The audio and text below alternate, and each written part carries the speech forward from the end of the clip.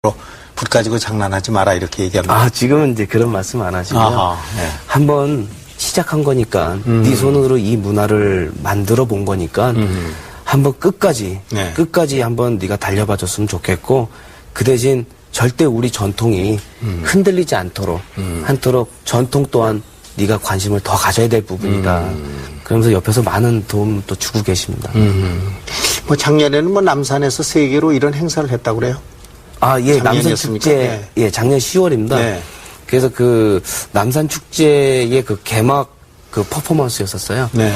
예, 그때 이제 남산에서 세계로라는 어떤 주제를 가지고 네. 예, 그때 뭐 천지인의 어떤 이니셜 작업을 통해서 그런 남산에서 세계로라는 글귀를 갖고 제가 퍼포먼스를 했었습니다.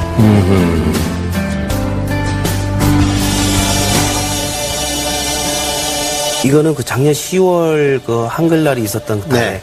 그 밀무 현대무용단과 그 네. 한글춤이라는 주제를 가지고 한글춤. 예, 예. 네. 그래서 그 현대무용과 캘리그라피가 만나서 네. 한글에 대한 이야기를 예, 표현해내는 현대무용입니다. 그래서 네. 예, 저 공연에 이제 제가 그 대형 천에 그 한글에 대한 글귀를 표현해서 네. 그 천을 갖고 이제 무용가들이 그 표현해내고 또 하나는 이제 라이트 박스에 이제 그 직접 라이브로 네. 글을 씁니다. 네. 그러면 이제 라이트 박스 밑에 이제 카메라를 장착해서 네.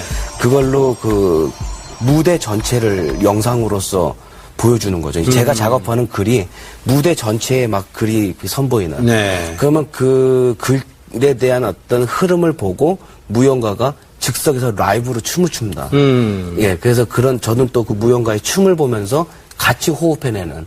그래서 저 작업했을 때는 그 무용가 분이 또 제 작업실에 와서 직접 붓도 잡아보고, 예, 저도 뭐, 몸은 이렇지만 저도 춤도 한번 조금 연습해보고, 동작도.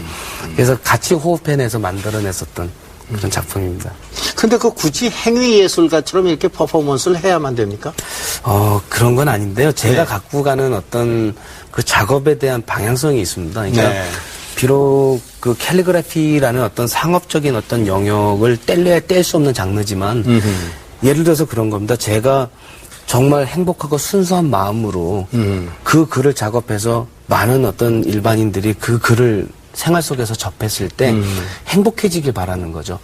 근데 만약에 제가 뭐 이건 얼마짜리니까 얼마짜리만큼만 작업해줘야 되고 이런 상업적인 돈과 결여돼서 작업을 하게 되면은 일반인들이 그 글씨를 접했을 때 얼마만큼의 차가운 진짜 계산적인 어떤 이미지의 어떤 그런 순수성을 잃은 글씨를 접하게 되잖아요. 그렇기 때문에 그 작업을 하더라도 상업적인 작업을 하더라도 붓을 잡는 하나의 어떤 작가성만큼은 잃고 싶지 않다.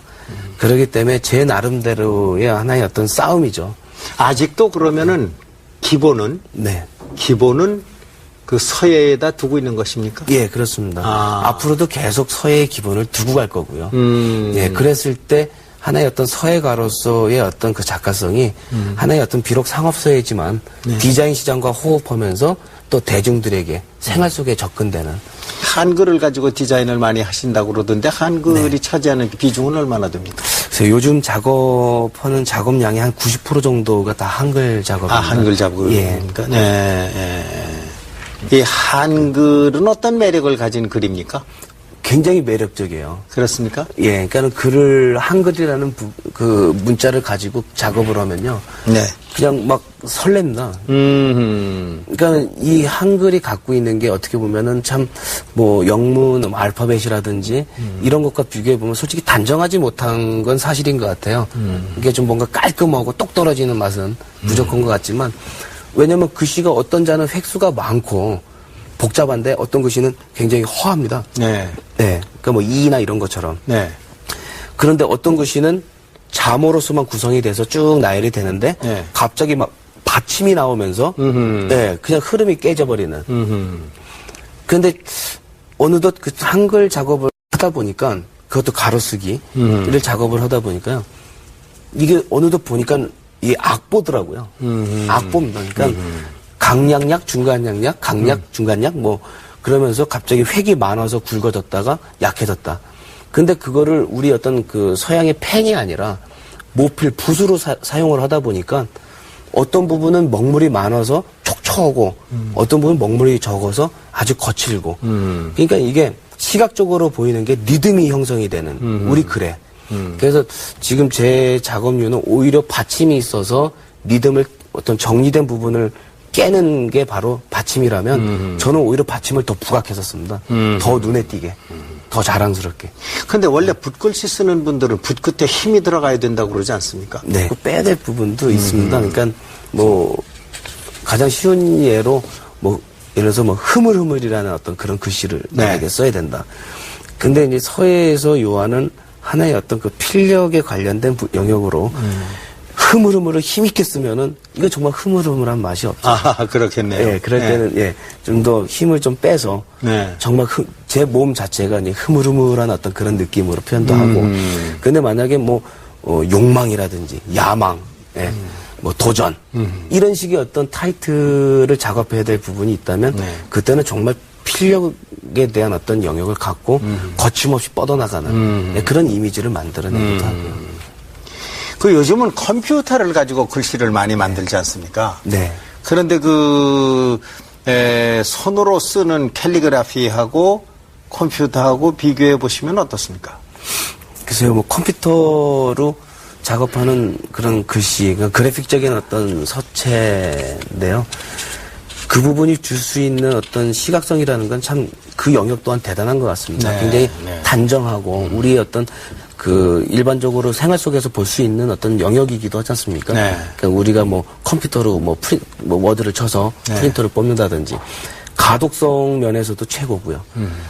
그렇지만 캘리그래피 작업을 하는 작업자의 입장에서 보면 그 그래픽적인 어떤 서체가 나쁘다는 게 아니고 서로가 갖고 가는 어떤 차이점은 있는 것 같습니다. 그러니까 캘리그래피는 그 가독성 면에서는 일단 그래픽적인 서체에 비해서 많이 떨어져요. 아무래도 손으로 썼기 때문에요.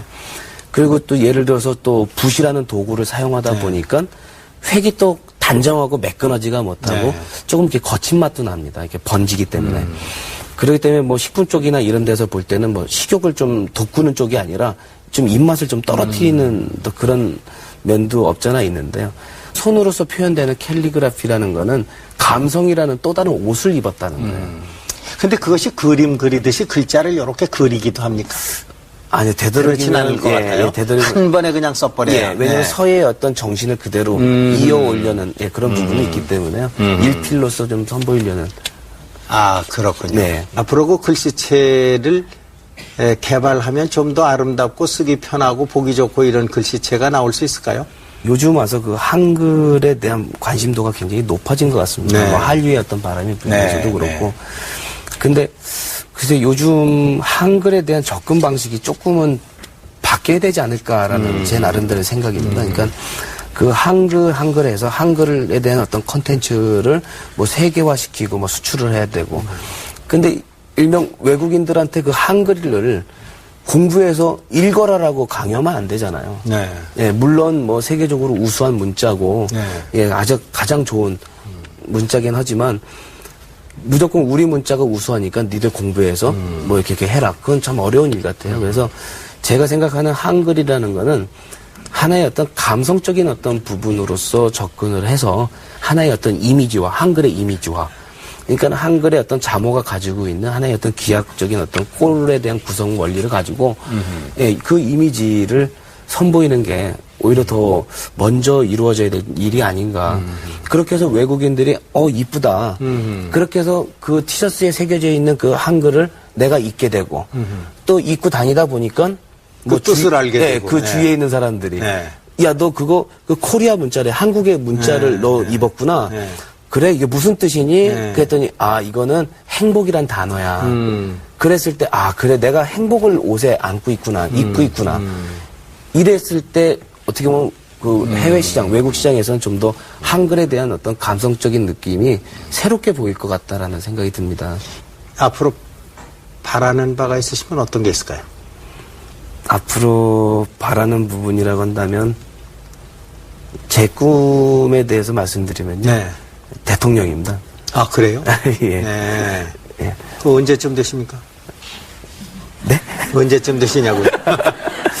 한 15년에서 20년 뒤를 준비하고 있고요. 아, 예. 네, 여기서 뭐 대통령이라는 것은 네. 글쎄요, 지금까지 참 짧은 10년의 어떤 기간을 통해서 그 캘리그래피라는 장르를 가지고 과연 이 부단자루로 대한민국 문화를 바꾸겠다라는 그런 신념 하나로 10년을 뛰어왔어요. 네. 그러다 보니까 참 제가 만족스러운 어떤 10년을 보냈다라는 생각이 듭니다. 네. 제가 각오한 부분에 대해서 우리 문화예술을 진짜 활성화시키는 부분에 대해서 우리 전통 예술에 대한 새로운 어떤 시각을 현대화시키는 작업 전 할 수 있다. 또 하고 있고 앞으로도 계속 해야 될 일이고 근데 그런 활동을 하다 보니까 정말 앞으로는 그 우리 문화에 대한 책임을 져줄 수 있는 그런 예술가들이 많이 나왔으면 좋겠고 또 그런 어떤 장르를 끝까지 진짜 보존해 줄 수 있고 발전시킬 수 있는 비전을 제시할 수 있는 또 다른 어떤 문화 대통령도 필요하다고 생각이 듭니다. 예. 그래서 그런 입장에서 문화 대통령을 말씀드린 거고요. 알겠습니다. 예. 아무쪼록 하시는 일이 잘 되시고요. 네. 오늘 나와주셔서 고맙습니다. 네. 고맙습니다. 오늘은 그 정통 서예의 그 디자인이라는 옷을 입혀서 탄생한 캘리그라피의 세계에 대해서 얘기를 나눴습니다. 이 분야의 개척자로서 우리 이상현 씨가 디자인한 한글이 한류 그 열풍에 큰 힘이 될 것을 바라면서 저는 여기서 작별 인사를 드리겠습니다. 여러분, 내주 이 시간에 다시 뵙겠습니다. 고맙습니다.